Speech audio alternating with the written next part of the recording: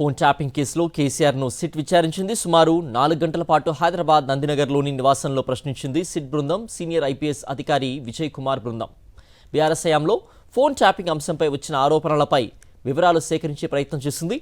ఇటు కేసీఆర్కు సిట్ నోటీసులపై రాష్ట్ర వ్యాప్తంగా గులాబీ శ్రేణులు ఆందోళనలు చేపట్టాయి.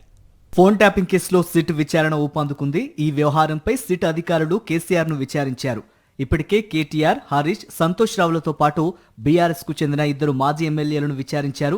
విచారణలో భాగంగా సిట్ నోటీసులు ఇవ్వటంపై స్పందించిన కేసీఆర్ బంజారాహిల్స్ నందినగర్ నివాసంలో విచారణకు అందుబాటులో ఉంటారని సమాచారం ఇచ్చారు.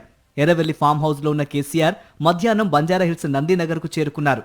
కేసీఆర్ కు నోటీసులు ఇవ్వటం, విచారించడంపై గులాబీ శ్రేణులు భగ్గుమన్నాయి. పార్టీ ప్రధాన కార్యాలయం తెలంగాణ భవన్ కి ఎమ్మెల్యేలు, ఎమ్మెల్సీలతో పాటు భారీగా కార్యకర్తలు చేరుకున్నారు. రాష్ట్ర వ్యాప్తంగా ఆందోళనలు సైతం జరిగాయి. పలుచోట్ల సీఎం రేవంత్ దిష్టిబొమ్మలను తగులబెట్టారు.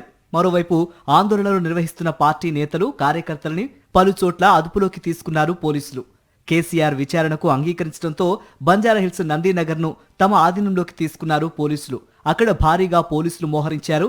నందినగర్ నివాసంలోకి కేవలం కేటీఆర్ ను మాత్రమే అనుమతించారు. కేసీఆర్ కు సిట్ అధికారులు పలు ప్రశ్నలు సంధించారు. ప్రధానంగా ఎస్ఐబి చీఫ్ గా ప్రభాకర్ రావు నియామకంపై ప్రశ్నలు అడిగినట్టు ప్రచారం జరుగుతోంది.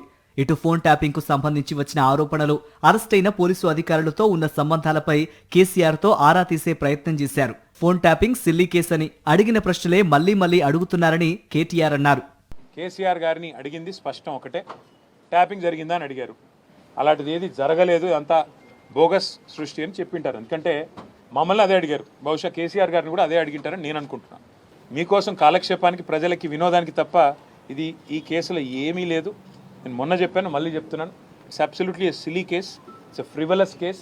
జరిగింది ఏమీ లేదు, తప్పు. కాబట్టి వారు మళ్ళీ పిలిచేది ఉంటుందని నేనైతే అనుకోను వ్యక్తిగతంగా. బట్ మళ్ళీ పిలిస్తే మళ్ళీ పోతాం, మళ్ళీ సహకరిస్తాం, మాకేమీ నష్టం లేదు.